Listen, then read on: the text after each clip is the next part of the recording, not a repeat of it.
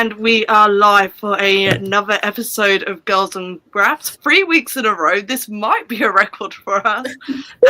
Definitely is. But it definitely is. And we're on time, guys. So much is going right this week. We still had 40 seconds left on the go live counter, so we are early if we want to be technical about it. But this is like a first in WrestlePuri's history. A complete first in WrestlePuri's history. But we're going to be talking a little NXT, a little AEW, a little bit of Brit Wres, and probably a whole lot of not wrestling. But as you can see, it is not just Anna and myself this week. We are joined by Lyric this week, which is so exciting. Lyric, how are you? I'm great. I'm so happy to be here with the girlies today. Excited to have you. It's been a while since we've done content together. I know, and we need to fix that. I don't know what. Maybe Revolution or something. Who knows? But yeah, we need to fix that for sure. Yes, absolutely. Anna, how have you been this week? What's been happening? I know your life gets busy. It's been good. It's been good. A lot of assignments. It's my last semester of university before I graduate, so it's been something That's so chaotic. soon. It went by so fast. And today, guys, I have just already to let you know I'm doing my nails right now because I literally have no other time to do my nails. So if you see me looking down, this is what I'm doing. This is the color for today. I will show the result at the end of the show. Sure. Let's hope it looks fine. We love it. We love it. Anna, I have a question real quick. Yes. You love MILFs, huh? I love MILFs. I love MILFs. You know what? Like, okay, I've been hearing about like Fraxium, and like the Ibu has like redacted. Has been like trying to put me on Fraxium for such a long time, and I'm like, I'm not an NXT person anymore. Like, I really love Black and Gold, and then since it changed, it's just not been like my cup of tea particularly. And then I had been watching the past few shows, to be a professional person for the podcast. And that has been like the one consistent thing that just been calling my attention, like getting my attention and making me go like, huh. They're quite good, no? These two boys like kind of go hard, like And after the last pay-per-view, it wasn't like, of course, the best match they ever had, but I think it was just like the last thing that was missing, like the last thing that to click to me, like, damn, I love these guys. I love them. They've had some pretty cool matches, and it seems like I didn't watch the pay-per-view just gone. Actually, that's a lie. I watched the first match, which was the Stephanie Vaquer match. Everything else I didn't watch, but I'm sure they had an okay performance. Who did they even wrestle? It was Inamura, I think, from Noah, and Josh Briggs. Oh, Progress's own. Yes. I've seen him live like 5 times. They are good. Like, they always make it work, Who? Yeah, how is Inamura doing? Yeah. I mean, in life, I don't really know. I'm but more a Noah fan than I ever was an NXT fan. So, like, yeah, I don't know how I don't watch NXT, so I don't know like how he's going. Yeah, he did very well. I don't think he's like in the show like weekly stuff. You guys can confirm it, but like in the pay-per-view, he did very, very well. Like, he got over with the crowd. People were chanting his name. Yeah, people were chanting his name. Like, it was like a good performance for all of them. And Fraxium, like. The girls who get it. Like, MILFs, I love MILFs. Man, and I love was just man, I love Fraxium. But the fact that Nathan Fraser saw that tweet for me was just like, oops, sorry. Now we have a new fandom name for Fraxium. Sorry, guys. Now they have to live with this forever. We have to make this stick, just to terrify them for the rest of their lives. Oh, yeah. What? There is nothing better than scaring 20-something-year-old wrestlers, in my opinion. It's like the greatest joy as a wrestling fan. But I forgot to say in the intro, please send super chats, like, subscribe, all that good stuff. I just got so excited about the fact that Lyric is here with us. I was just like, I forgot to do all my usual intro stuff. But yeah, like, subscribe, send your super chats, get your takes off. We're gonna be hanging out for about 90 minutes or so. Lyric's only with us for the first hour because she's got a life. She's a busy woman. You're busy, baby. I'm not that interesting, guys. I just have a kid's birthday party to go to. Okay. I wish I could say like I have like some big date or something. That's not happening. Go. I saw what your schedule was for like a 24-hour period, like recently, where you were like interview, dentist appointment, interview. Like, you did not stop. I haven't slept in like 3 weeks. Like all the content that I did during that time, it hasn't even been released yet. So like when you see like a lot of stuff coming out from me, just know that I didn't sleep for like 3 weeks. So But Lyric, first of all, I just want to say like, because we haven't like talked a lot, but I think your work is just so amazing. Like it's so impressive, you know, like you do such a good work, and the fact that you're able to get those people and to talk to those people from, I'm always like, oh my god, look at what Lyric is doing. It's just so amazing, you know. Did y'all like guys cry or something? Like what's happening? No, genuinely, your work deserves to be celebrated. You don't get enough recognition for what you do. Exactly, guys. If you don't follow Lyric, like what are you doing with your lives? Like go follow her, go like see her content, like her interviews. Like honestly, it's like so well done, you know. And I feel like in wrestling media, it's something that happens a lot, that a lot of the content we see is just not well made. Let's be very honest here. Not like to shit on anyone, but they're just not like well researced, and the interviews are just kind of like, what are you even asking, you know? A little bit more, actually. I agree. I think for the level of work that a lot of people put in, some people that don't work as hard get the opportunities they don't deserve. I think we should work on it. I'm all about, I just want women to get more opportunities in this space because I feel like, especially over my journey, just meeting other women and knowing what people do, like both inside and outside of wrestling, of like, there's some really talented people here. Like there are some women who are so qualified. I've seen their resumes. I'm connected with a few people on LinkedIn, and I'm just like, bro, these people are so much cooler in real life than a Twitter profile could ever even show. Of just, and so like that's just my goal, to just hopefully just be a part of creating more opportunities, because the girlies are working, and the girlies are working one way or another. Yeah, the wrestling world will acknowledge it. Absolutely. Speaking of girlies, I want to talk about this before we get into anything else, because if it was announced by Tony Khan earlier, Megan Vane versus Chris Statlander is happening tonight on AEW Dynamite. Oh my god, how lucky are we to live in a world where Megan Vane and Chris Statlander are going to have a wrestling match? What a blessing. They bury us, but they didn't know we were seeds. Listen, we're so back. We've never been this back. Big, meaty women slapping meat. Yep. That's what I'm talking about. I love women. Like, honestly, this is one of the matches that when Megan first, like when she first got signed, and then she didn't appear for like 2 years. Like we didn't know what happened there. But then like when she first appeared, we're like, yeah, the Chris match. That's like the match we want to see from Megan. You know, I think most people can feel like, okay, if you do a top 3 matches you want to see from her, Chris is gonna be there. Like no matter which iteration, Chris was gonna be there. And the fact that they're doing this early is the fact that that really surprised me. I'm like, oh, they're not like saving this match. We're going back to like Old Testament AEW, that they would just do like dream matches every week for just like, you know what, let's just do it, you know. They're not saving it for any special pay-per-view or any special event. They're actually just doing it because they can. And like I'm so excited. I also think that like Chris Stat has proven like she's one of the people on the roster who's a true trilogy wrestler. I think a lot of times like we'll see a match and be like, oh, that's a dream match, but like this is a dream series. Like they can really drag this out, and like this is 2 of the best in the world. And like for people who saw Megan's stardom run, knows how good she really is, and like we haven't even scratched the surface of what she's capable of yet in AEW. So like this is a true treat. Oh yeah. And I love that they're actually putting top stars against each other. Absolutely. Do I think this match is going to have a definitive winner? No. Do I think that's because they want to run it back on Revolution? Yes. I was talking in a group chat with some friends, shout out the hashtag Relight the Fuse crew, Novi and Caden and Marcus. They were talking about this match ending in like a crowd brawl and then both like a double count out sort of situation. I'm so with that. Like, give Chris Stat a bit of color. Like, have them just throwing bombs at each other. It's going to be fucking awesome, man. I really hope that's the angle they go with it if they're going to rerun the match.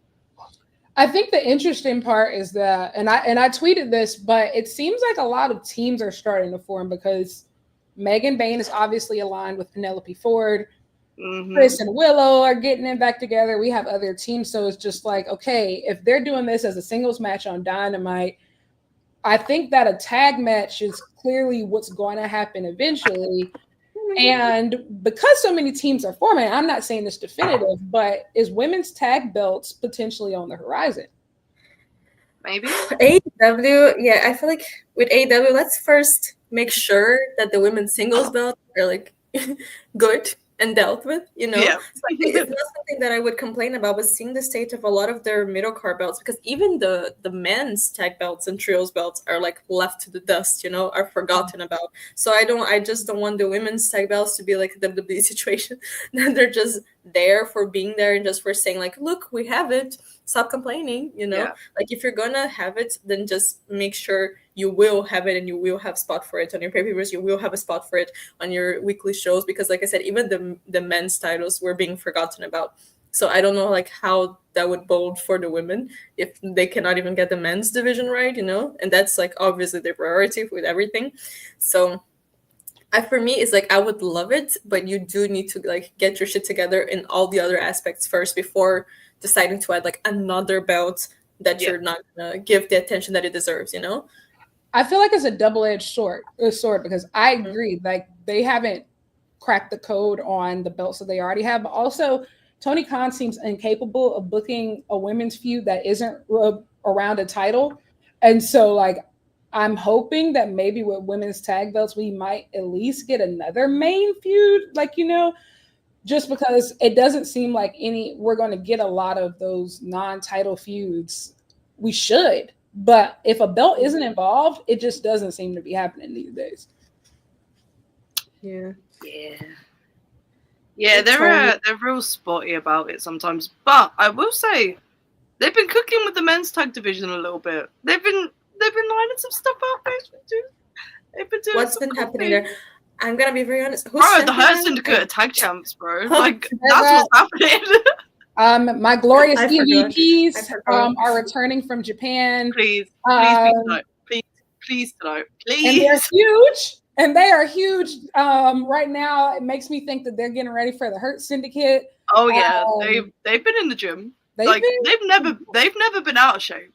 But Matt Jackson has abs on abs again, and I'm just like, brother, you have not looked like this since 2019. What is going on? We're so bad. My goat's so elite right now of just like, you know, I thought last year was going to be our comeback year, but this year might be our comeback year, y'all. Like, elite girlies, we might be back. It feels like we back. Might be.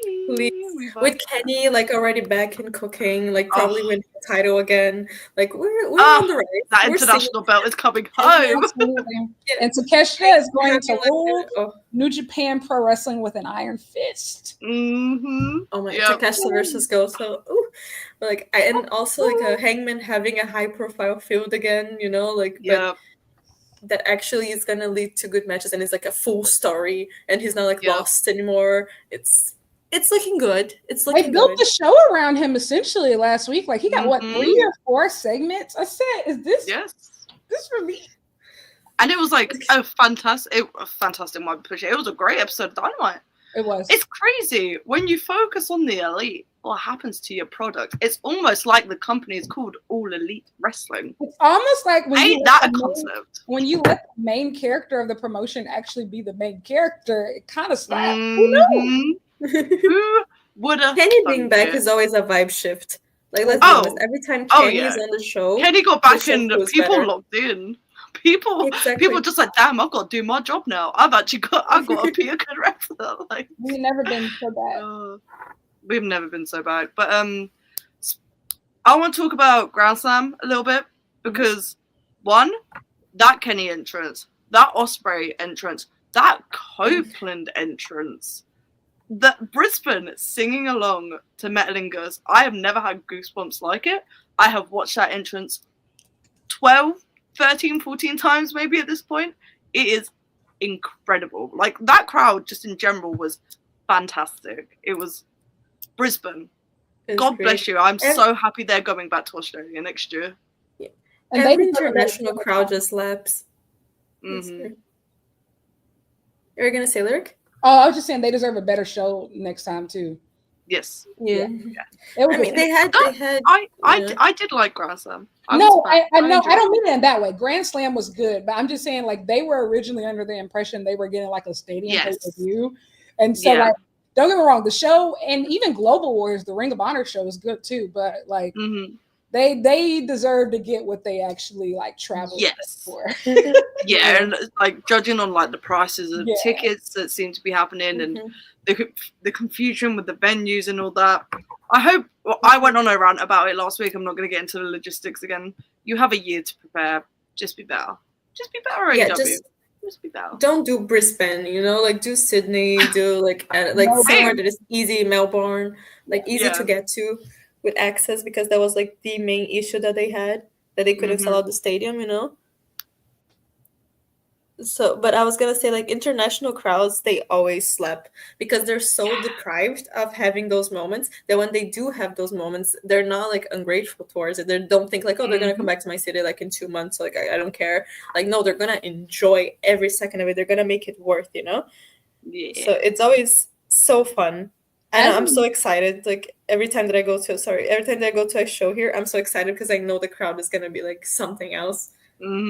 I was gonna say, as the only American here, I can say we take so much for granted, and like going in overseas and you see like how much like crowds care. It's just like, even like Charlie knows like this past year's Forbidden Door, like the crowd compared to like when it was in Toronto, completely different experience.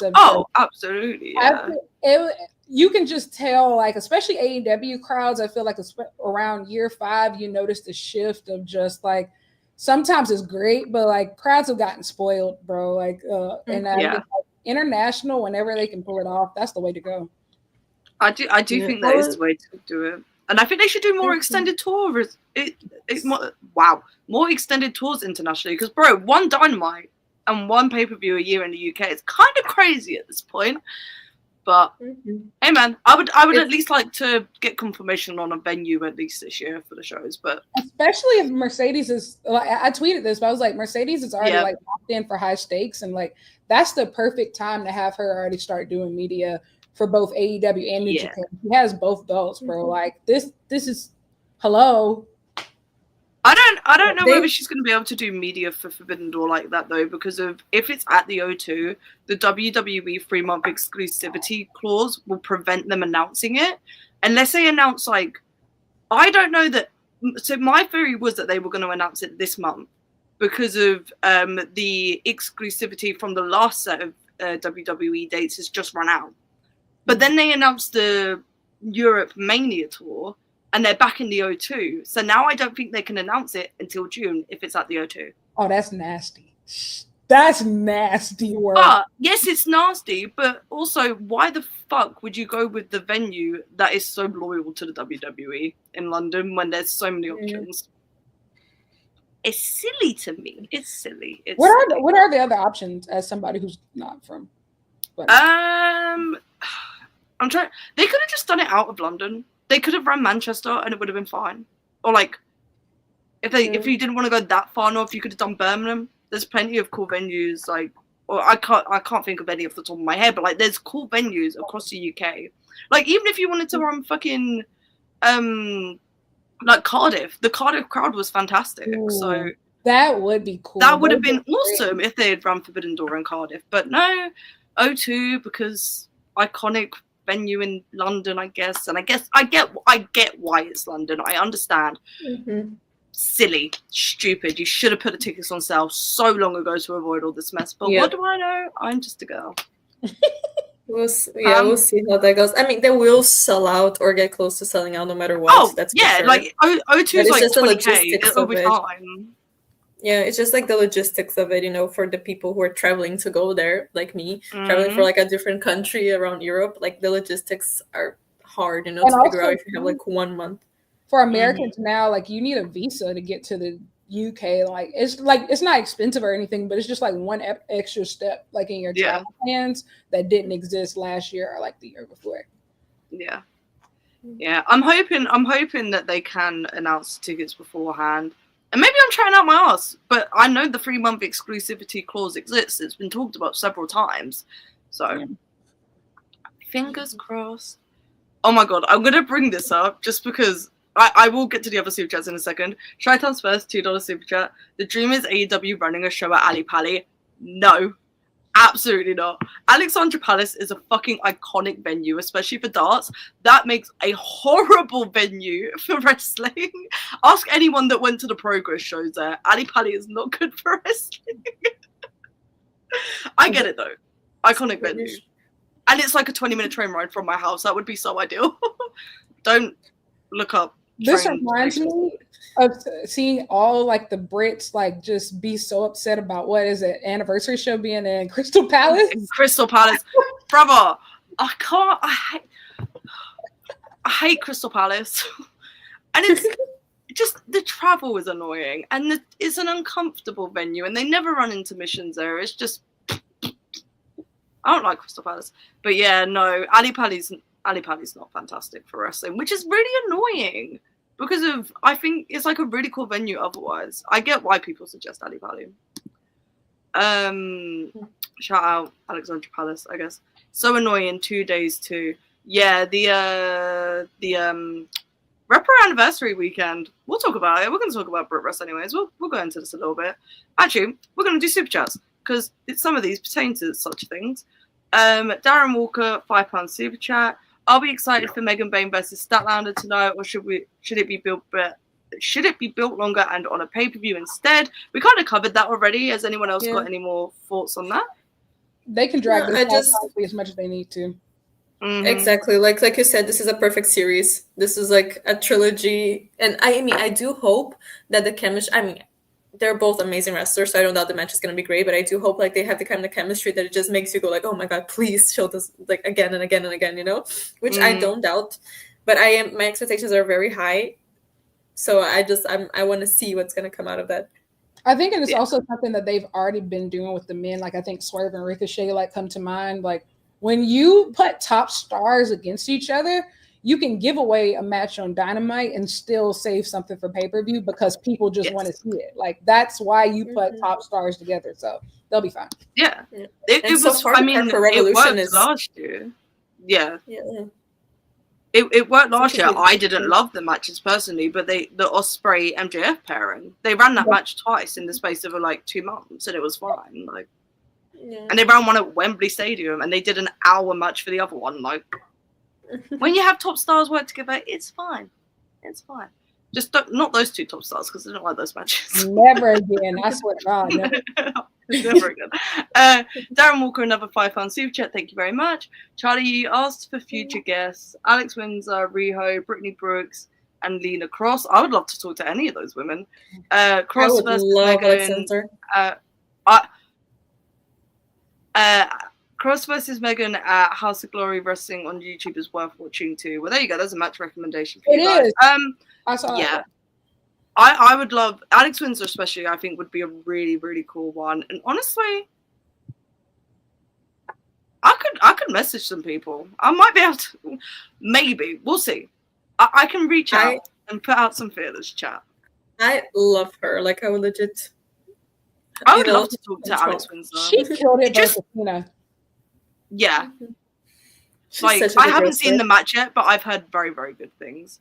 And I wanna talk to her about the dog collar match she had with Dan and Luna last year because that match fucking ruled. Like I was sat front row for that. That shit was cool as fuck. The Jamie Hayter match she just had was also really good.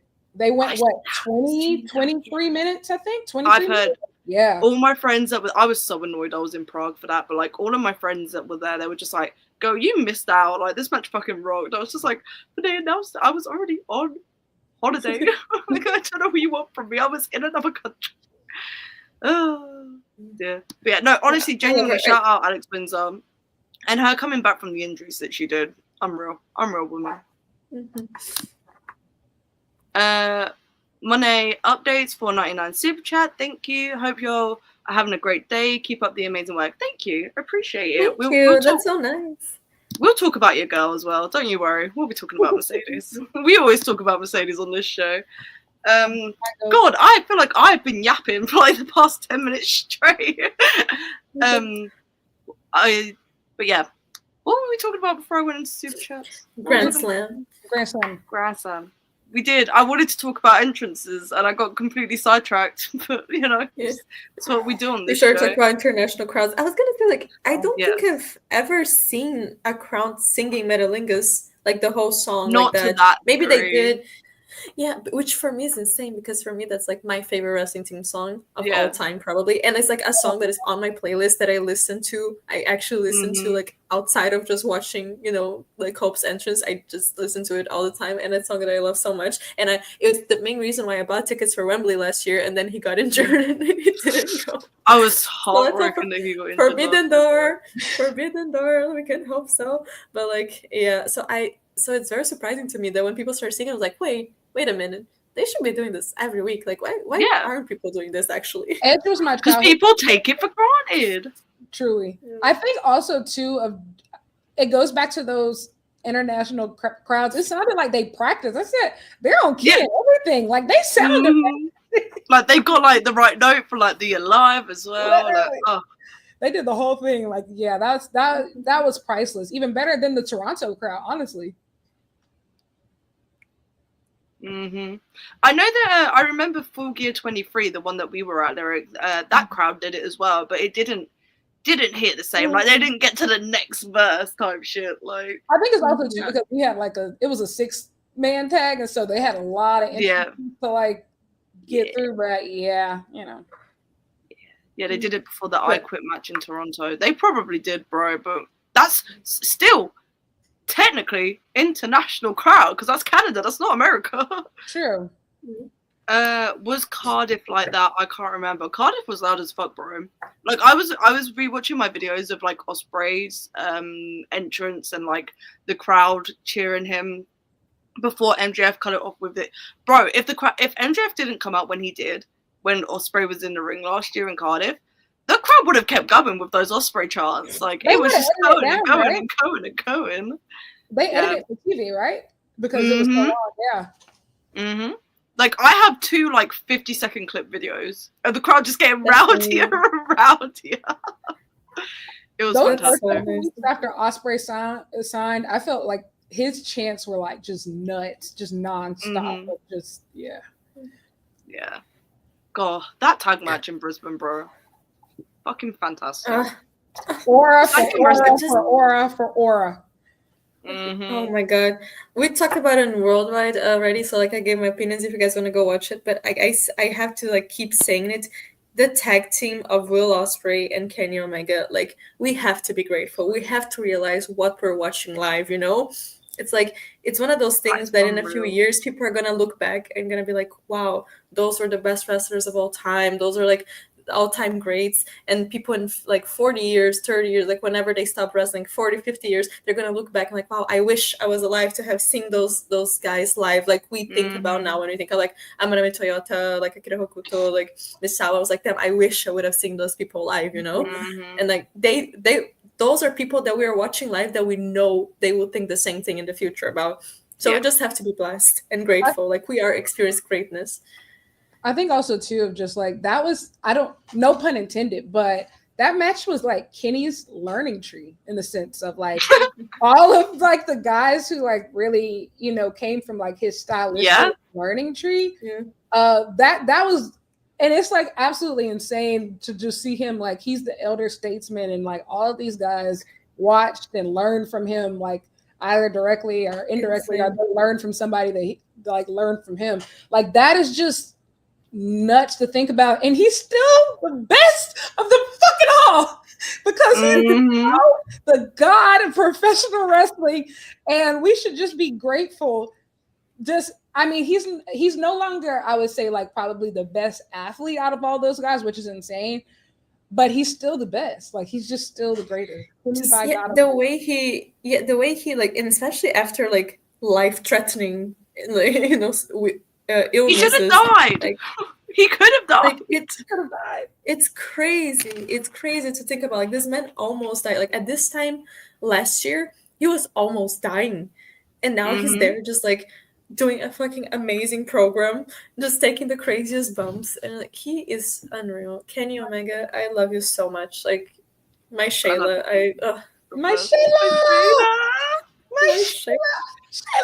bro.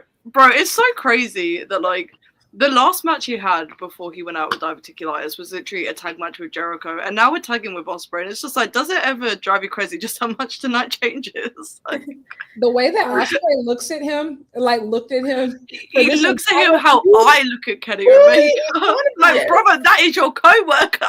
He's really one of us. Like, oh my god, the way that he looked at him this entire feud, like he's just like, oh. He looks at him like he's on the moon. I'm like, bro. Yeah, the way he looks at Kenny is just like, you know, like my man. He's just like me for real. He's just like me for real.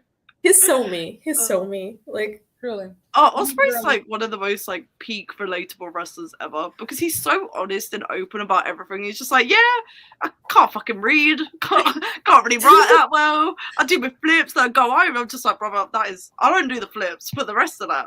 I love the way that he marks out for like other wrestlers. Like you can tell like when he's marking out as a fan of just like even especially like when Mercedes came, like bro, he marked out for like the first 3 months, just like, yeah, I love this dance. I'm gonna do it everywhere I go.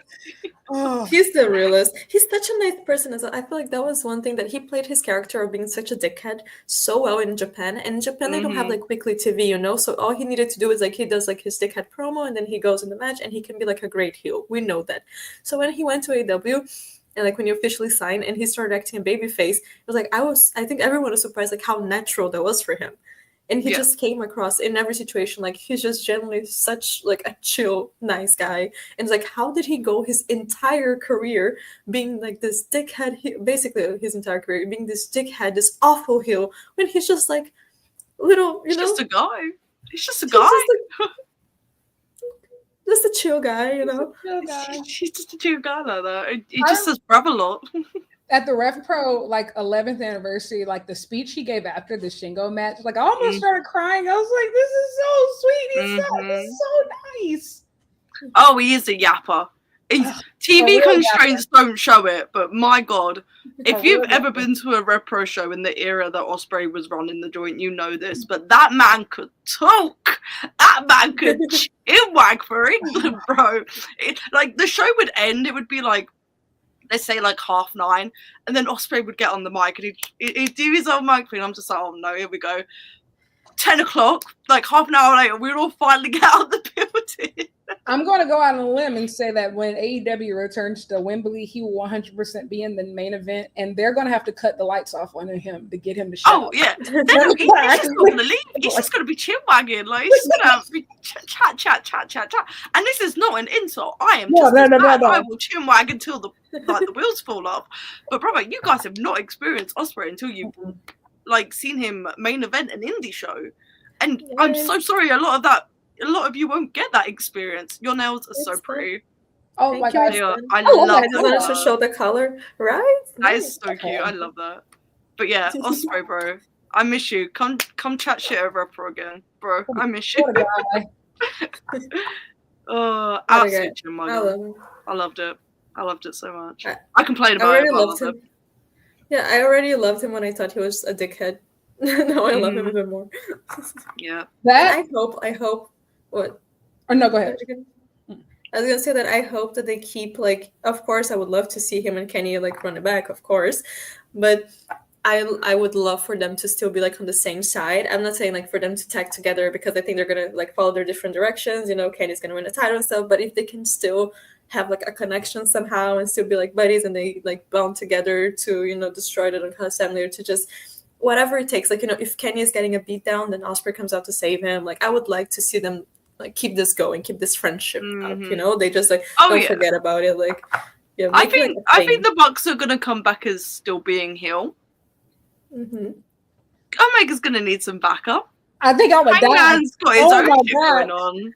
I would have to. Can you imagine? I would give them the Bucks to get to whatever pay-per-view that's on. You might get money from me. I would max out my credit card to make sure I was in that building. Yeah, I don't even care. That's one of those once in a lifetime, and it's so crazy because I was just saying today with the Phoenix announcement, I was like, I don't really know if I'm gonna go to like any other AEW pay-per-view this year outside of All In, but if that's on the card, decisions. No, you're not coming to Forbidden Door. Well, I don't really count that one. I'm planning on going. Yeah, I'm talking about like the ones that have already like announced like venues so far. Yes. But yeah, my biggest priorities this year, I'm not gonna lie though, are seeing Beyonce and going back to Japan. For Tanahashi's retirement. And I already have a Beyonce ticket, so we're halfway there.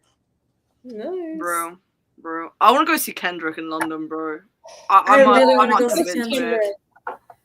I might commit. I really want to go see Kendrick in London. Like my friend, she was texting me about like, I found like tickets for Kendrick for like 200 euros, and I was like, you know what, that's a lot of money, but fuck it, for Kendrick, I would pay it, But then she never got back to me about it, and I'm so upset. Like she had the pre-sale link, and I didn't. So I was like, let me look at Kendrick. I'm waiting for like prices to drop. Like I'm going to buy my Kendrick's because I'm not like really traveling for that show. It's just like an hour drive. So I think I'm just going to wait for prices to drop. Probably going to buy tickets on the day of, but like, no, I'm 100% going to see Kendrick. Like that's like a non-negotiable. Beyonce and Kendrick, if I don't see anybody else this year, I think I'll be fine. Birmingham on a Saturday. The London show's on a Tuesday, bro. I have a job now. I can't be doing that shit.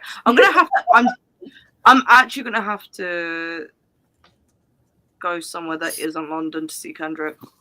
Oh well. Yeah, I'm gonna have to go to another country, but for Kendrick. Whatever weekend lines up, bro. Yeah. We'll split our hotel. We'll figure it out.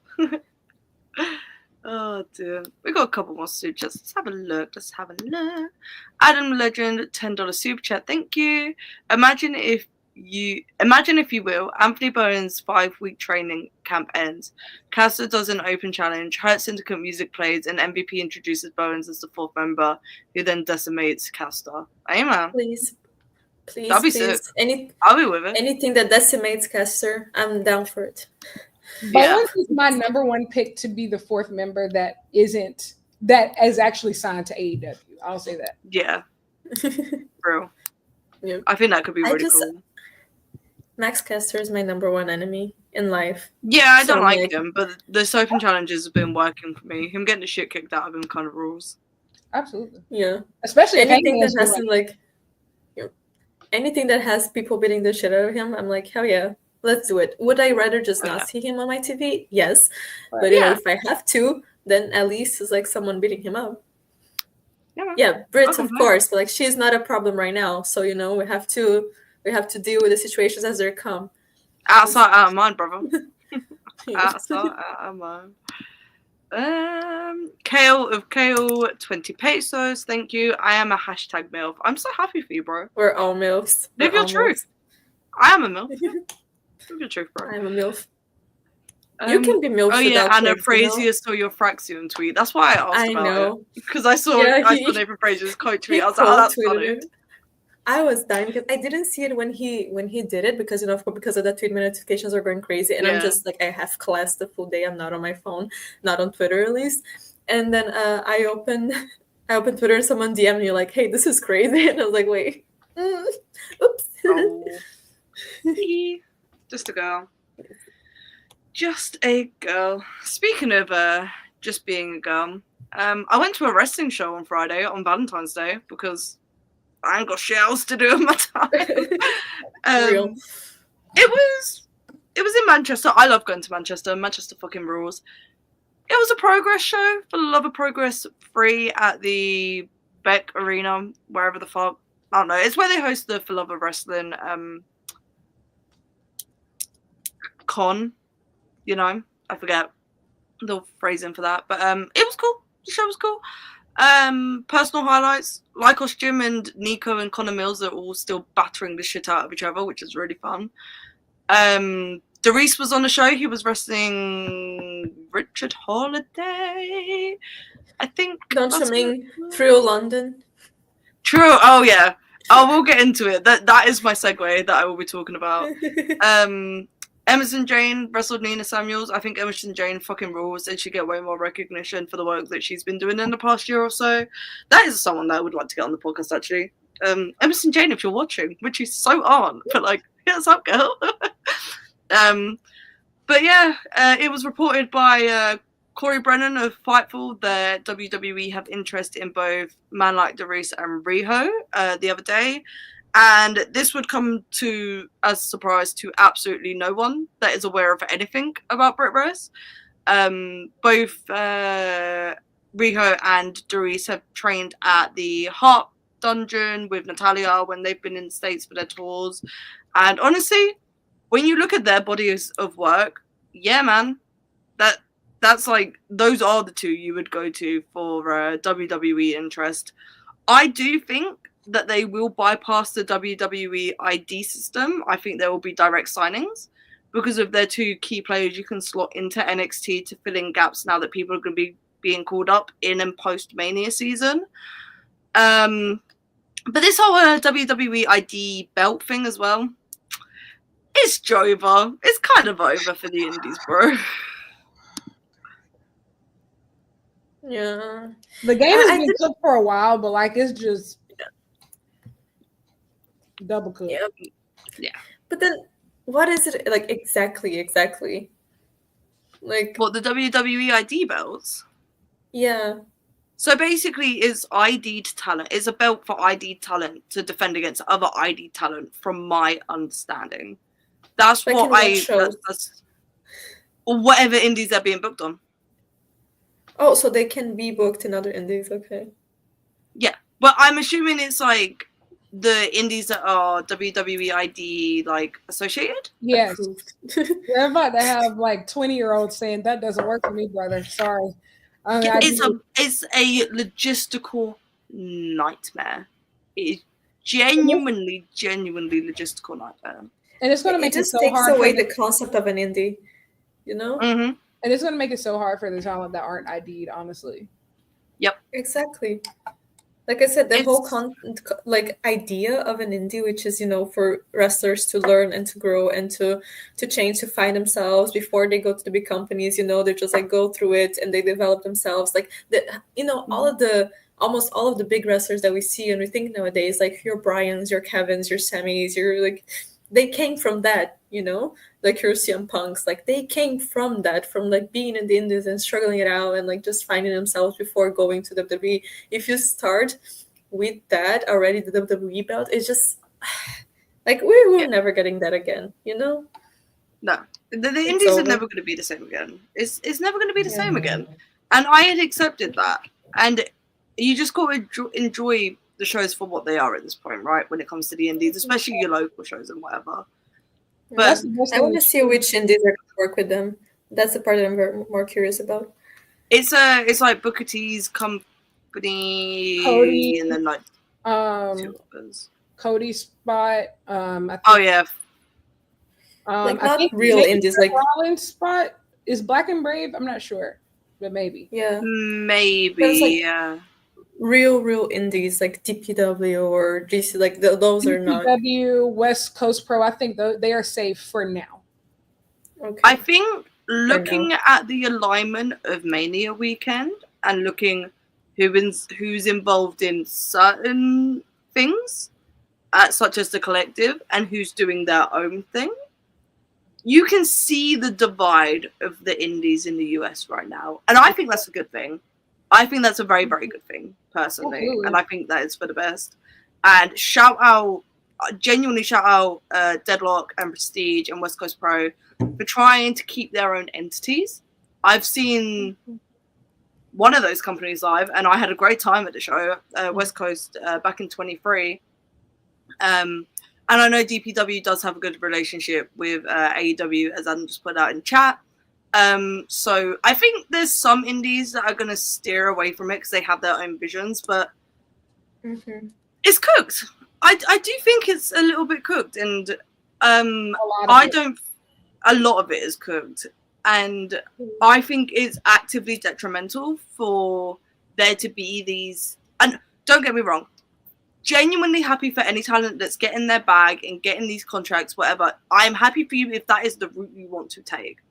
However, there does not need to be the WWE formula and system like running through the indies, because that completely like just takes away from what an indie company is, and it having its own identity and doing its own thing, and it limits the options for those indies.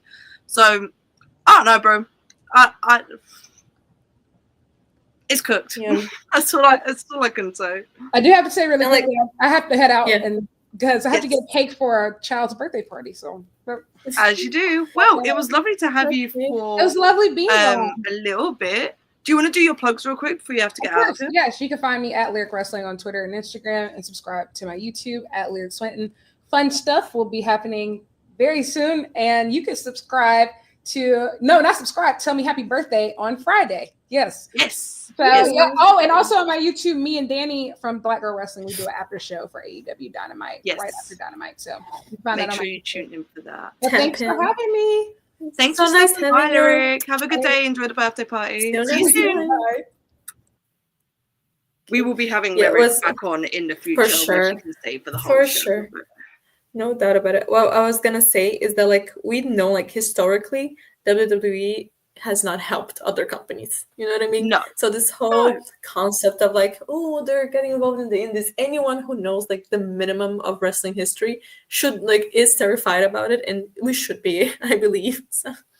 Like, time is a flat circle, and it may not look the same as what happened in 2018, 2019, but brother, it is the same formula, different name.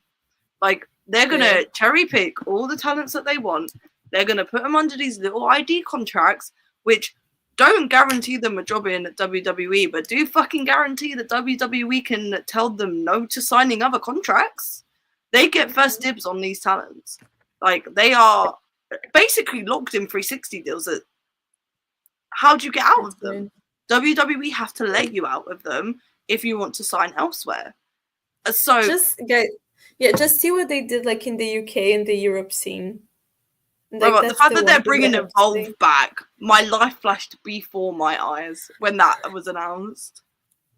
Evolve. Oh, that was so funny when I saw that. Like, I was watching, I don't know if I was watching with my friends on Discord or by myself, and we were just talking in the group chat, that when they showed the commercial for Evolve, everyone was like, no!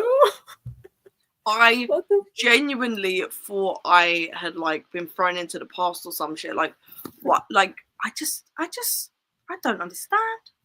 I don't understand. It's hilarious. The issue will become if WWE starts signing these people out of spite if they get offers elsewhere. They don't have to sign them. They can say no. They can just straight up tell them, no, you are not signing. You are a WWE ID talent. That doesn't mean that they're going to get brought in. Brother, they are logged in deals that, like I don't know, bro. How long are the deals? Like, do we know anything about the deals? Like, how long? No, we don't know specifics about stuff like that. Yeah, because then, if it's something like, okay, for 1 year you can work with other companies and, like, you can't sign anything, like, whatever, sure, fine. But if it's something that they're locked in for, like, 5 years, then that's just fucked. Yeah. This is an interesting one to me. Defy is in a weird spot since it's AEW affiliated and Ricky Saints is their champ right now. Yeah. Oh my god. Ricky Saints. Was that Ricky because Saints, they already have Zoe Starks? I don't know, bro. Like, I think it it is that they changed his name, but they don't like repeating the same, like, surnames or just names in general for wrestlers. So I think because they have Zoe Starks, they were like, we cannot have two Starks. It's gonna be confusing for the fans. Yeah. If there's one thing that WWE does, is that they understand their audience. Oh yeah, they understand their audience. They know they have, like, the thing that we talk a lot, like I study communication and stuff, and we have a lot of things about, like, marketing. And there was one time, this one teacher, he said, like, every time you're doing an advertisement or, like, a marketing campaign, always think about the dumbest person you know and think, would they understand this? And I think every decision that they do in WWE is thinking about that. Where it's like, oh, but there's two Starks, so someone in the world would be confused about this, Like, most people wouldn't. Most people with, like, functioning brains and brain cells wouldn't. But there would be some people that would. Like, we know wrestling fans. Oh yeah. So there would be some wrestling fans that would get confused. They can sign wherever they like if an offer comes their way. WWE has the right to tell them no. That's how I understood it. Like, if WWE, like, yes, they can get offers from somewhere else, but they have to check with WWE that they want to, like, WWE don't want them in. Yeah. I don't think they can just straight up sign as an ID talent, bro. I think, like, that is how I understood it. If I've misunderstood it, then it is what it is, but WWE can match the offer. Yeah. Match. They're gonna tell them no. Come on, bro. Come on. It's WWE. They're just gonna tell them no. Yeah, I was gonna say, like, oh, maybe unless it's a talent that they really don't like and they think is, like, fully ass. But, like, WWE can match, but they cannot would do impede. It out of spite. They're gonna break that immediately. Like, I'm so glad that you guys have faith in the Fed to hold up a deal such as that. I don't. I watched them decimate the UK scene. I watched that shit happen in real time. Like, I get it. I get it. And I do get that that's probably what's written on the contract. But do you think William Regal ain't gonna turn around and be like, well, do you really want to sign there when you have the chance to come into WWE in 2 months? Come on, bro. It's WWE. I hate this system so much. Yeah. WWE. What an entity. What an the entity. more things change, the more they stay the same. I would think talent signing ID deals are fully wanting to go to WWE or they wouldn't sign it. I would agree if it wasn't for the fact that they get monetary support. For some talents in this current climate, that is invaluable and a valid reason to sign the deals. Which is why I'm fully respect go and get your bag, bro. Like, if you can get the monetary support to, like, follow your career as your dreams as a wrestler and get to do the indie work full time, 100% understand why you would sign it. 100%, I get it.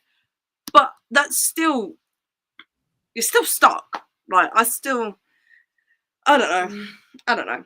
I don't think they've chosen bad talents to put under these WWE IDs at all. I think they've chosen pretty good choices, and not all the obvious indie talent, to be honest. But I don't know. The belts is really, it's really done a number on my brain the last couple of days. I feel like I saw the picture of Triple H with the belts, and I was so confused. I'm like, why? What are these for? You know, why do we need more belts? And then the more I understood about it, the more I was like, oh, what are we doing here? It's just a reason to parade WWE's name on the fucking indie scene. But why would you, as an indie promotion, would want to parade WWE? That's not what the indies are. This is not what the Ring of Honors were built on. This is not what, like, the whole point of being an indie promotion is that you, like, rage against the machine. You don't fuck with them. Why are you agreeing to this shit? It's the money. It's the fucking money. It's just like, oh, it's going to bring eyes. It's going to bring money, brother. They will take all your talent and leave you to dirt. They don't care, bro. They don't care. And I do hope, like, the companies that we were talking about, like your DPWs, just like they can stay strong. You know, that they can, like, hold off. And even though it's hard and there's, like, a lot of money that, you know, like, they're going to offer this and that they can still, like, stand their ground, because we know how these things go, you know, with time. And the companies that stand their ground usually, like, come out better at the end if they are not decimated. If they can survive, they will come out better than the other ones that were destroyed. Yes, absolutely. It's just, I wish the best for the talents that are trying to navigate being an indie wrestler in this climate, because it can't be easy. Like, you have, like, all these opportunities, like, on a silver platter should you choose to go that way, but that limits so much of what you can do. And I just, how do you make decisions in 2025 like that? Which is why I have nothing against the talents that do take these deals. Like, I genuinely wish the best for them. I just, as a fan, it drives me nuts. Yeah. I don't know. I feel like this is something that only time will tell. But someone, Fredo in the chat, he said, like, Fredo, that is, like, the oligarch era. and it really feels like it. They're just trying to be like in every single place that they can be, you know. But like you said, time is a flat circle. Everything that comes is gonna go again, and we're gonna keep on the seesaw forever because that's just the world. And so we'll see what's gonna happen there. See. We will see. God, wrestling is such an interesting thing. Like it makes us it makes us so happy, but it also makes us so upset. And the life of a wrestling fan is just we move. Yeah. But yeah, genuinely shout out Doris and Riho. Like Riho's facing Mako this weekend at Progress. Low key, I'm half anticipating her getting a WWE contract on the spot. Like I'm like anticipating her. She dropped the Progress belt like last month out of nowhere. She was literally like 4 or 5 days away from breaking the all-time reign record, and she just dropped it. And now she's getting the Mako match. I'm just like,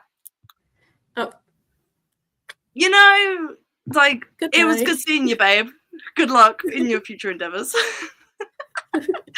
I stop in for 2 seconds and I hear British names though. Marcus, I was ranting about WWE and the indie scene, brother. You missed all of me chaos. But yeah. Shout out to Reese. If you've never watched Reese's entrance at Progress or whatever, find the clips on Twitter, bro. They're so good. He comes out to Freed from Desire. It's so sick. Yeah. I mean, the NXT women's division just like it's so stacked. It's so good. Just like the end of Vengeance Day, Stephanie, that ring. Okay, if you literally had told me this last year that I would be seeing in a ring, Giulia, Stephanie Vaquer, and Jordynne Grace like standing together in NXT. Like, if you had told me that, I would think, like, oh, maybe they're, like, in Japan or something, like AEW. Yeah. That makes sense.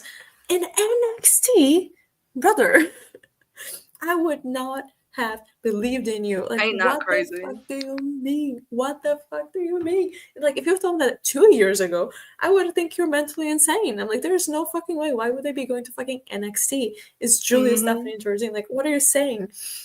What a sequence of signings. But then we turn around like the women are there. Yeah, amazing signings. Like the next generation is fine. You know, like we're good. Like we're all good down here. But like, then you turn around and you see the men, Brian Pillman Jr., Lexis King versus Moose. That picture of Moose's debut has creased me all fucking day. It has made me laugh so much. Fucking Moose, bro. Moose. With Lexis King, with Mr. Shitty Beard. Like, I could not believe it. And I'm telling you, I opened Twitter this morning, and the first thing that I see, I don't see anything about the Giulia, the Stephanie Jordynne match. No. First thing I see, the video of Lexis King facing Moose backstage and challenging for a match. I wanted to die. I felt my soul leaving my body. I was like, no fucking way, Moose. The next team. They had him come out and like fucking confront over Femi, bro. What are you doing? Like, genuinely, what are you doing? No, that men's division is so cooked. Like, generally, if you put it like on a scale, the women that they have and the men that they have is like such a gap. You know, it's actually generally insane. It's generally insane. Like, how it's the only show that I think like they put the women such in a priority that the women are actually so much better than all the men in the house. It's like, how do you even do that? Like, we're not used to seeing that in wrestling. It's actually crazy. It's very impressive. I love it. You know, that's for me. For real. Like, I'm not complaining, but it's so funny. It's so fucking funny. I genuinely think Ricky is going to be NXT champion like within 3 months. He's beating up a Femi for sure, which is nasty, by the way. Let me just say, Mr. Beating up a Femi is crazy. I hate this post so much. I talked about it in Worldwide as well, but like, every time he does it, guys, if you think, oh, the post is so nice, you go hard, watch any video of him doing it in silence, okay? Silence the video. Just don't hear what he's saying. Don't hear the music. Don't hear everything else. Just watch him going. And you're going to think it's the stupidest thing you've ever seen. It gives you the ick. Like, it legitimately gives me the ick. yeah, the Ricky Saints. Saints is also what a shitty last name. But that pose is just like what an ick. What an ick. The thing is good for him. He's always like the type of wrestler that when we saw him in AEW, I was like, yeah, this is a WWE guy stuck in AEW kind of, you know? Like you knew he was a WWE guy. Like it always kind of seemed like, yeah, if they want him, they'll have him.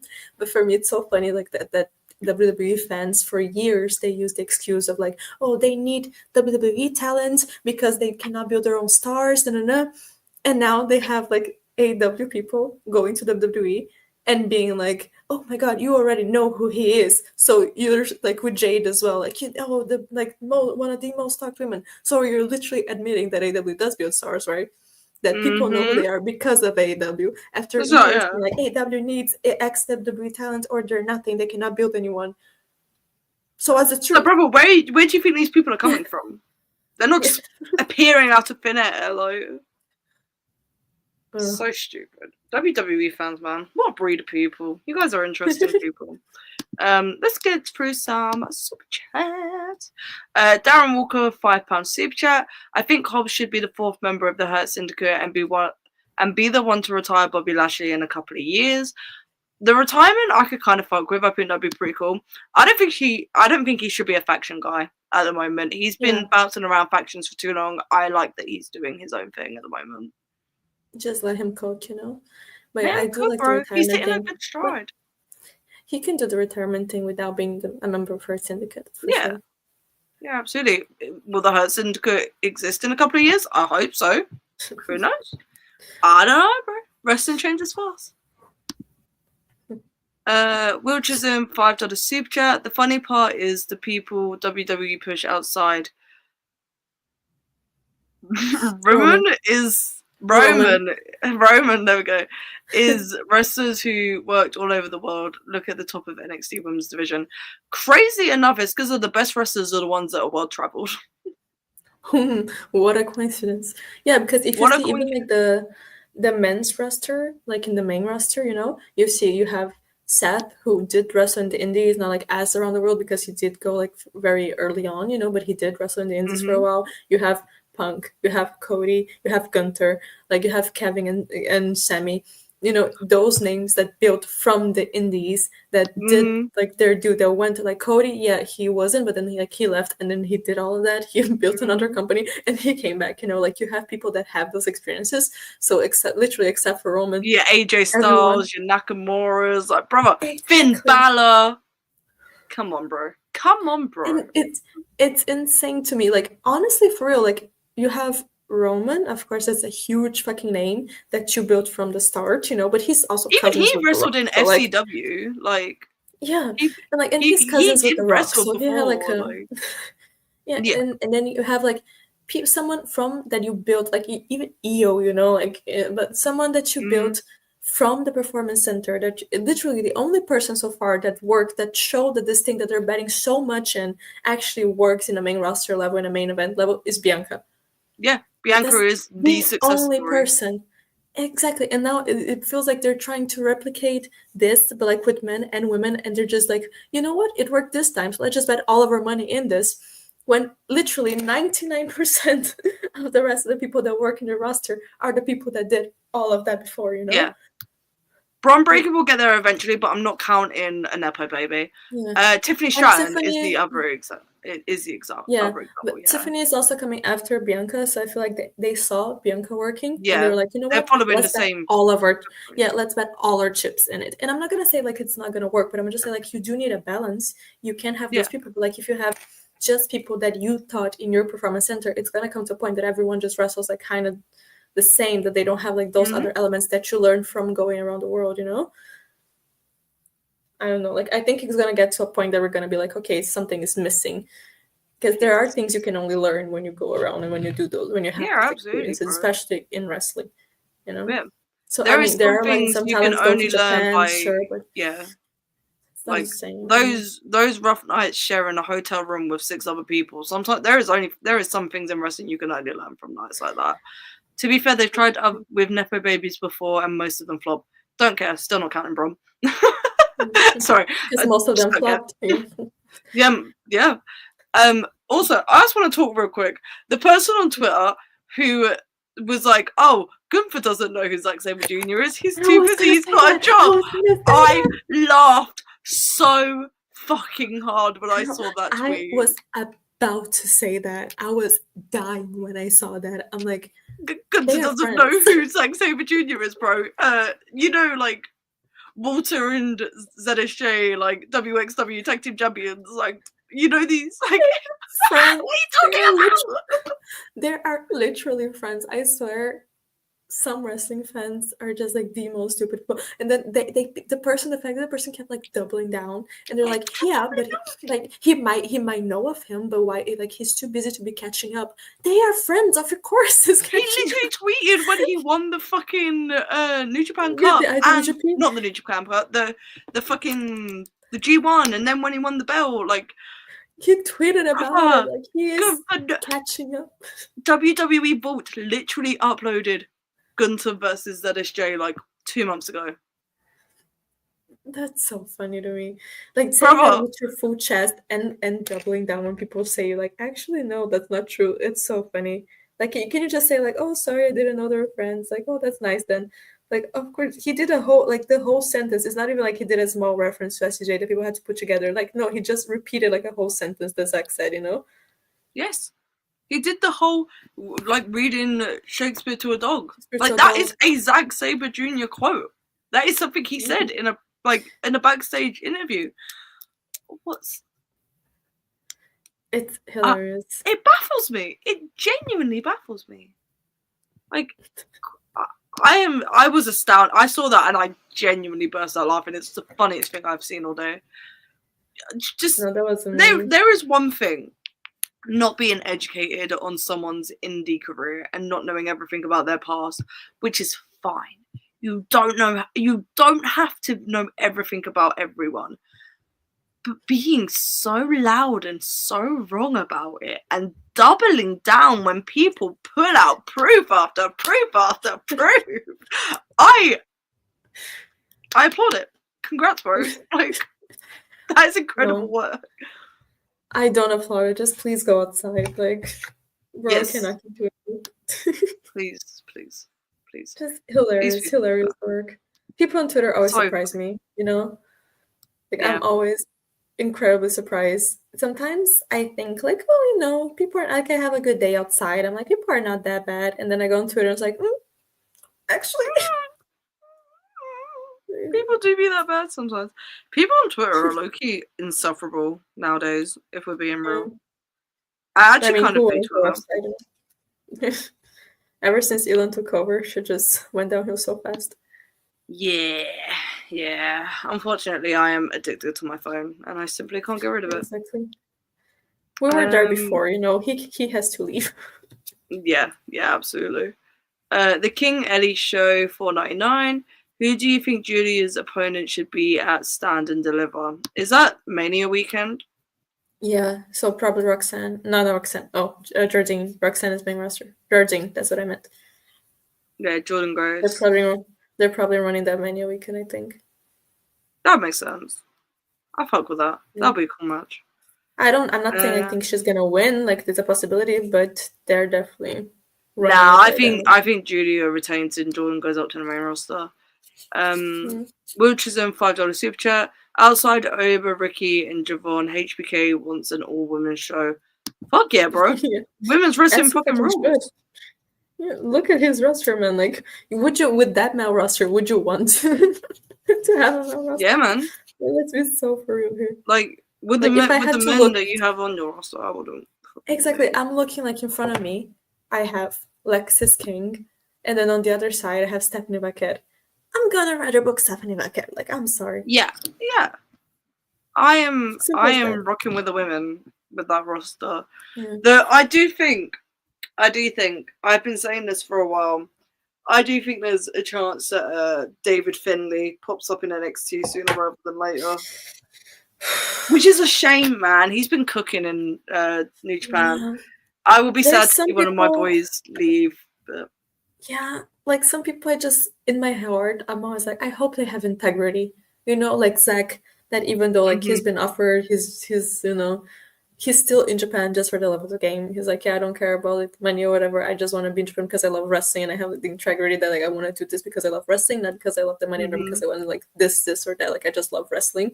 And then when I see like wrestlers that are really like that, I know they're getting offers. I'm like, please have the integrity, have the passion, have the strength. You know, like please. Yeah.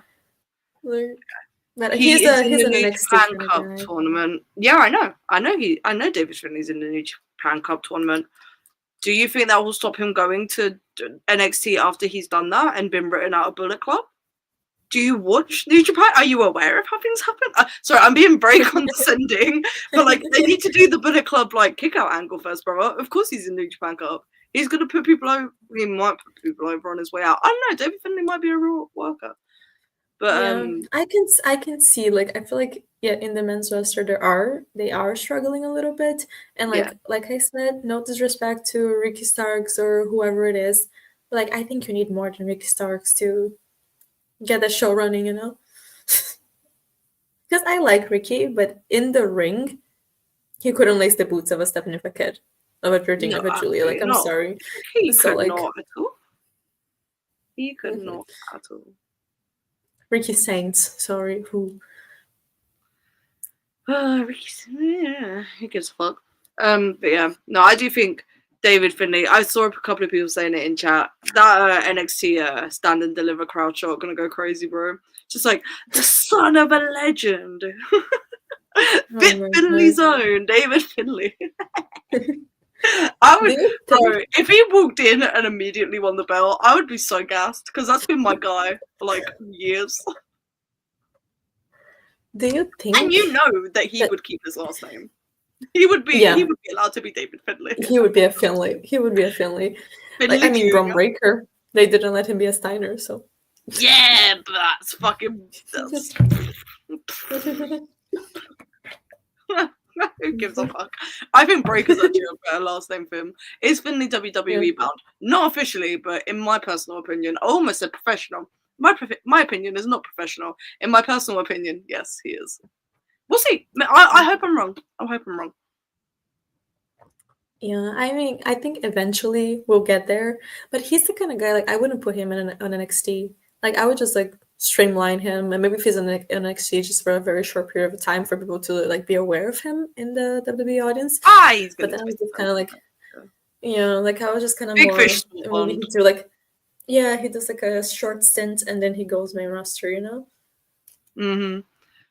They haven't acknowledged Regal and Dempsey as father and son on TV. That is a Dempsey choice. He could have taken Regal's last name if he wanted it to be. Yeah. He could have, but some of these Nepo babies don't want to be Nepo babies, bro. Like Charlotte Flair, all through her NXT run, she was just Charlotte. True. Yeah, she put the Flair after. But Charlie Dempsey, he doesn't need the last name. He has like his father's whole face. I was gonna say, have you ever looked at Charlie Dempsey? Like, if you can't recognize that as a Regal, then brother, what are you doing? Like, that is a Regal. And I also love that we're talking about like if Regal is like his real name. Like that's yeah. Yeah. What is his real name, by the way? I don't know. Yeah, I'm Googling it right now. GOG, Googling with the girls. Googling with the girls. We're doing research live on air. Why is Kale getting fined? No, it's not. It's like professional business. Darren Kenneth Matthews. Oh, that's such a British name. Matthews. That is so British. Aquatic. I don't get paid. Darren Kenneth Kale, I'm going to. I need you to say it. I need you to say it with tell you $5 just so I can fine you and get the $5 back. What am I saying? Can you say his name because it sounds so British? So I need to hear with the accent. What is Darren Kenneth Matthews? Darren Kenneth Matthews. Yeah, Darren Kenneth Matthews. Darren Kenneth Matthews. Wowie. The Kenneth Matthews. It's so British. That is so British. That is very, very British. Kevin Knight predictions. Like, let's get into it. I hope he stays in New Japan. I think that he's going to sign to an American. I'm saying that, I don't like saying that. In an American company this year. I think potentially AEW. I think he's going to AEW. He feels more of an AEW guy for me. I think I don't know. his style of wrestling, I think WWE aren't seeking out as much at the moment because they've got Javon Evans and Leon Slater is very much on their radar. And Leon Slater is TNA affiliated, which means that he'll probably be in NXT the second that contract is up. But yes, Kevin Knight has been doing Ring of Honor tapings and such. He has been popping up here and there. I think that he would be an incredible fit for AEW, and honestly, he's been my pick to be Hurt Syndicate for a long time now. So yeah, he feels like a Ring of Honor AEW kind of guy. But if they're gonna put him in Ring of Honor, rather stay in New Japan. yeah. If you're getting offered a Ring of Honor deal, then just stay in Japan, bro. Money's the same, low key. You get better bookings. There was another thing that I wanted to. Did I send super chat? Yeah, super chats, bro. If you remember, we're still cinema purists here as well, okay? We still have the cinema corner. Do not forget about that. Yes. We will have movie and song recommendations coming up in about 5 minutes. We'll hang out for another 5 minutes, do those, and then wrap up because that takes us to about 11:30. And Lyric is a busy gal, but so is Anna. People have got things to do. Someone just asked, why do you think David Finlay wouldn't sign with AEW? Because of his dad was in WWE. And also, I feel like that's all it comes down to. And that's more of a place for him. I feel like makes sense. Yeah. I think he's always screamed fed to me if he was leaving Japan, to be honest. Will Chisholm, $5 super chat. It feels like they want to do a title for title between Giulia and Stephanie, but I think they do the freeway at Stand and Deliver. Brother, if they run any more freeways, I might pull my hair out. I'm so sick of freeways and I don't even watch the company. Like, please, let's do some single matches now. You had the Fatal 4-Way. Like, Giulia cannot have her defenses just be like multi-women matches, you know? Yeah, absolutely not. A title for title, like I could see happening, but I don't know if I fuck with that, you know? Like, you have such a great women's roster, like you don't want to tie both girls up on one woman. I mean, I can see them doing it with Stephanie because you can see like they bet on her and they love her and the audience connects with her, so I can see like her holding up both belts and stuff. Yeah, but if they do a triple threat, I don't know. I would just rather a one-on-one between Giulia and Jordine. And then have Stephanie have like a separate match with someone else that goes hard. And then Stephanie's match, I can see being a multi-women because you know how they are. They would like that. But I would rather have two distinct women's title matches in this pay-per-view. Yeah. Has Stephanie wrestled Sol Ruka yet? I don't think so. I need that match, bro. That would go hard. I really rate Sol Ruka. I haven't seen loads and loads and loads of her, but I really rate Sol Ruka. I think she is very good. She's really, really good. I like her a lot. Charlie, how was travel at the weekend with trains? I have a story for you guys. So, I was coming back from Manchester on Saturday, as one does. And I'm a cheapskate. I like to save my money where I can. So, my journey home was a split journey. So, I had to change at Crewe Station, right? Which is just like a place like an hour outside of Manchester. And it was like a 50-minute stopover. Like, I was just going to sit and chill for a bit. I get to Crewe, I get off my train and I go sit in the waiting area. I'm there 30 seconds. And this worker bursts in and she's like, if any of you are trying to get to London Euston, which is where I was going to get home, if you want to get to London Euston today, you need to go get on the next train right now or you are not getting home. And I was like, all right, I'm going to go get on this train. So I was able to get a seat, thank fuck. But basically, there was signal failures all throughout Crewe to London Euston on that route. So they were sending no more trains after this one. And this train was already an hour late going out. Like, the fact that I was able to get on it is crazy. But if I had arrived like 10 minutes later, I would have been stuck in Crewe all night, which is like 4 hours away from where I live. So trains were kind of fucked, bro. But I got home. It was fine. It was alright. And then I got half my money back. I got home earlier and got half my money back on the train journey, so I really can't complain. Is there like a strike or something happening with trains there? Like, no, Well, there's train strikes all the time, but like it was just signal failures. Like that entire route, they just couldn't safely run trains. The only reason they ran that train is because of there was nothing ahead of it, and there would have been nothing behind it, so it was like safe to run. But I don't know. It was shit. Shout out that woman that came in and told us all to get on the train though. Dragon Master Adam, £2 super chat. Favorite. Thank you. I never know how to say this. Biopics. I enjoyed Theory of Everything. I don't know that I love Rocketman. I absolutely love Rocketman. For me, I was so upset that Rocketman, like, because, okay, it came out the year after Bohemian Rhapsody, which is, like, such a bad movie, but it came out, like, the year, and Rocketman, which is an amazing movie, came out the year after. But the year before, Bohemian Rhapsody had already, like, been nominated for so many Oscars, they won, like, a lot of awards, that even the editing one that they shouldn't have, but, like, they were nominated for a lot of things, so it's very understandable that Hollywood people didn't want to nominate Rocketman for stuff when Rocketman deserved all the nominations that Bohemian Rhapsody got and more. Okay, that is such a good fucking movie. So yes, Rocketman forever in my heart. I absolutely love it, and I'm gonna see a Complete Unknown this weekend. I'm very excited for that one. See my boy Timothée Chalamet, who I love. Yeah. So I'm excited to see a Complete Unknown. I'm like not the biggest Bob Dylan fan, so I mean I just don't know his songs that well. So I am curious for that because when I went into Rocketman, I already like loved Elton John to death. Yeah. So we'll see how that goes with the Complete Unknown, but I'm excited for that one as well. And yeah, Oppenheimer. Oppenheimer.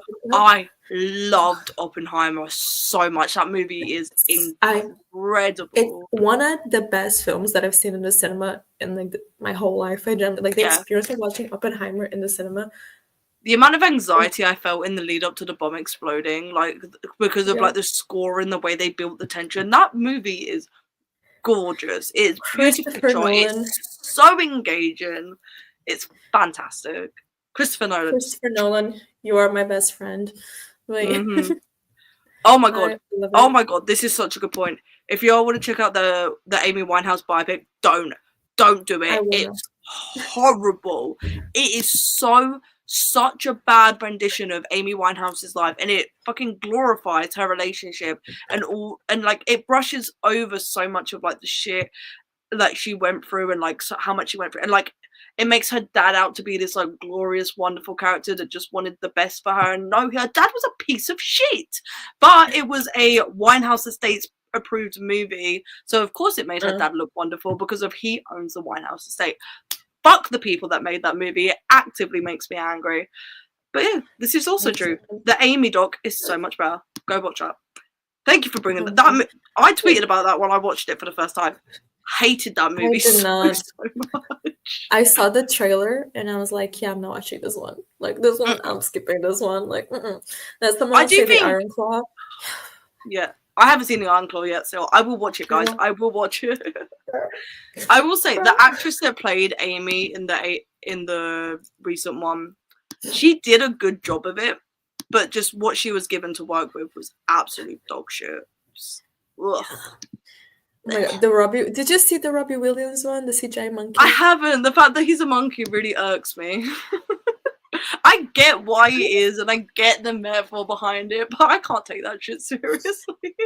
I keep remembering I haven't seen it as well because like I think what everyone was talking about, like people don't really know Robbie Williams that well outside of the UK, so it's just like a movie about a guy who's a monkey. And then I just remember the quote, I don't know if it was the director or one of the producers saying like, yeah, we chose for him to be a monkey because like when you see someone snorting cocaine or something, you don't feel anything, but seeing a monkey snorting cocaine is sad. Okay, what a choice. I mean, sure. I do want to see it eventually because every scene that I see on my timeline, I'm like, oh, this actually looks like a good movie, but I'm not gonna go to the cinema for that, you know? Yeah, I'm not gonna. But yeah, the Odyssey, the Christopher Nolan Odyssey, I am very, very excited. I saw the whole like drama between the historians because they yesterday they released the first picture of Matt Damon as Odysseus. And that it's just he's wearing like a type of helmet, and the type of outfit he's wearing is like an outfit the type of style that they always use, you know, for those old classic films. But apparently, it's the type of clothes and outfits that they did it like at the Roman time, so it was like way after the Greeks. So a lot of historians that was like that picture was 5911s for the historians. You know, they were having a mental breakdown, and I think everyone was. And this is what we're used to seeing in those movies, so it's not like a surprise, nothing different. But I think people were just like, it's a huge Christopher Nolan film. He's known for doing his research. He's known for like doing those things well. So the fact that he just didn't that part well, people already got like, oh no. But I think it's gonna be a fucking amazing movie. No matter which outfit he's wearing, which helmet he's wearing, I don't think that's gonna take away from it. But I would have liked to see something a bit more accurate in that situation. But the cast, every time they announce a new name, I'm like, oh my god, what's happening? I think it's gonna be so good, and I'm just so curious to see who's gonna play who. I'm so curious to see who's gonna play who. Like, every time they release a new name, I'm trying to do like the math in my head, like the characters from the Odyssey and like the actors. My bet is that Zendaya is gonna be Calypso, and then either I don't know, Charlize is also in the cast, but I think Anne Hathaway is gonna be, I forgot the name of the wife, the Odyssey's wife, because Tom Holland's gonna be their son. But I would love for Lupita Nyong'o to be one of the goddesses, like either Athena, Aphrodite. Like, I don't know. Like, I would love for her to be one of the goddesses, but she's probably gonna be Cersei. I don't know. Yeah. Like, I'm just want to know who's gonna be who. Like, that's the part I'm excited about. It's gonna be good. It's gonna be good. It'll be good. I'm excited for that movie. I think it's gonna fucking rule. Last super chat for now. Probably last super chat stream. Ryan Sully, $10 Canadian. Hey Charlie, hey Anna. What would David Finley's NXT name be if he did sign with the WWE? David Finley. Since his brother's name is Uriah Connors, Zebekiah Connors? No. Keep up the great work. Thank you. GOG is the best pod on WrestlePRS. I'm inclined to. You know that's right. You know that's right. We have Uriah Connors. His brother is there. Who's Uriah Connors? That's a Brogan Finley. Brogan Finley, yeah. I think he's dating Billy Starks. I might be wrong, but oh my god, he's on NXT with the name Uriah Connors. I'm telling you, every time that they announce a match on NXT, every time that I see a tweet about NXT on my timeline, I'm like, let's stop making people up. Who the fuck are these people? Who is the wrestler Stacks? Like, where are these people coming from?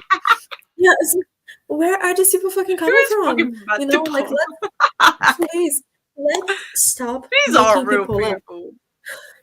Like, these are not real people. These are like AI generated people. Fuck? You know? Yeah, they are. They are absolutely.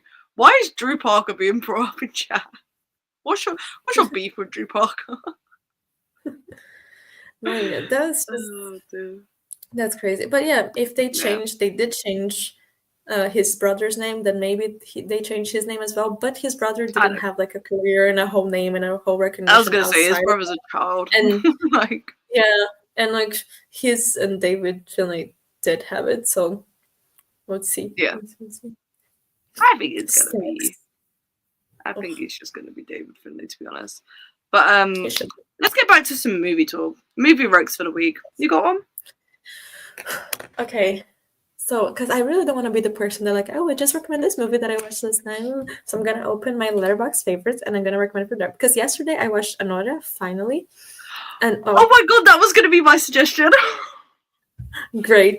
You can suggest that. I was gonna say like I want to suggest that, but I want to be like I want to say something else as well. But Anora, girl, talk about Anora like while I find a film because oh my god, I watched Anora this week.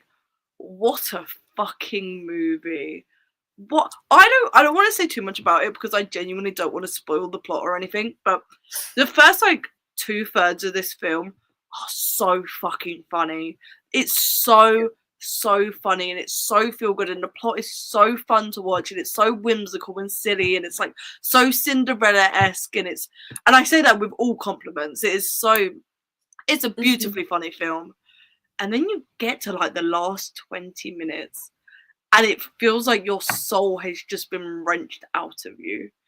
And you're just, it blows your mind how they end this film and the decisions made by the protagonist and everything that she's gone through in this situation.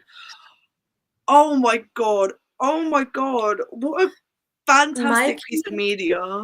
Yeah, Mikey Madison, like the main actress, the one that plays Honora. Yeah. What a fucking actress. She's 25.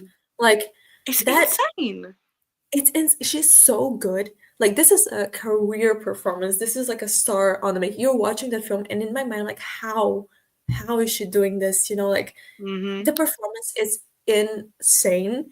Like, I generally cannot believe that she did that, and I think she's gonna have such, if she has like the right decisions, I feel like this is maybe her Timothée Chalamet moment, you know, in Call Me by Your Name. Yeah. But he was so smart. Like, every single film that he chose after that, like every decision he made was just phenomenal. Like, I generally cannot think of an actor that I remember having a better career than him, you know. So like, if she does the right decisions, like, girl, change your age, like whoever you need, just, she can have such an amazing career. She is phenomenal. Like, and Chin Baker, like, let's not talk about the guy, the person. Just separate the art from the artist on this one, because I also love Florida Project. But okay, so I'm gonna kind of connect. Then this is gonna be like me being like a little cinephile, because a lot of people said that Anora is a bit inspired, like almost a lot inspired on Knights of Cabiria by Federico Fellini. I think it's like from the 60s or 70s or something. It's one of my absolute favorite films ever.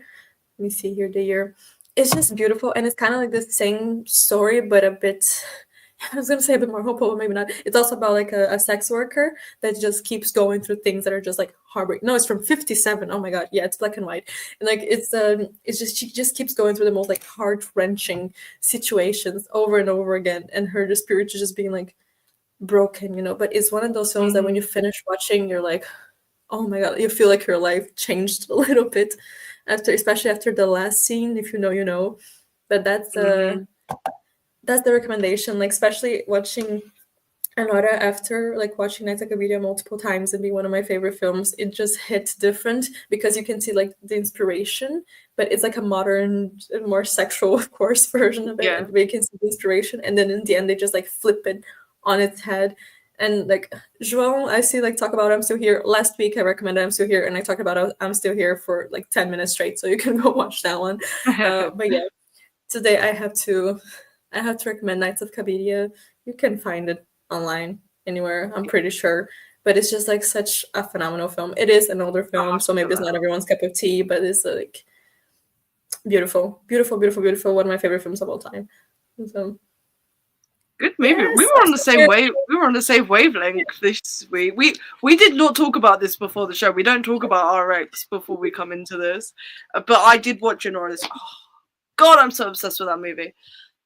Those will be put in the Letterboxd list already there after the show, which is we pinned on the profile because I finally remembered to send it out.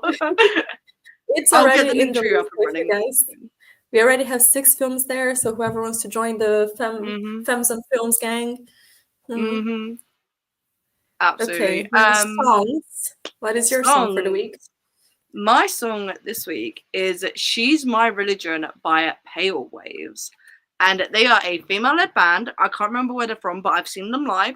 And they are glorious. They are wonderful. She's My Religion is a very gay song. They're just a very gay band. I will be very honest. They are very gay.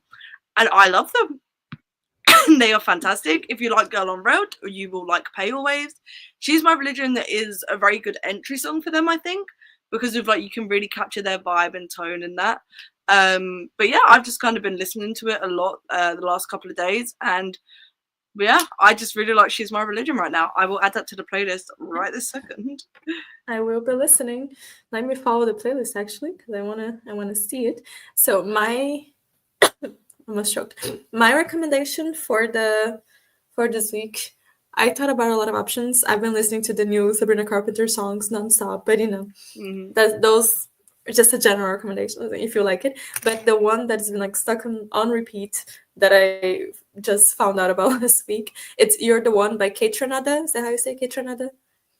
The DJ Kate Renata. It's the song You're the One by Kate Renata. Oh, Kate Renata and Sid, yeah? Yeah. Yes.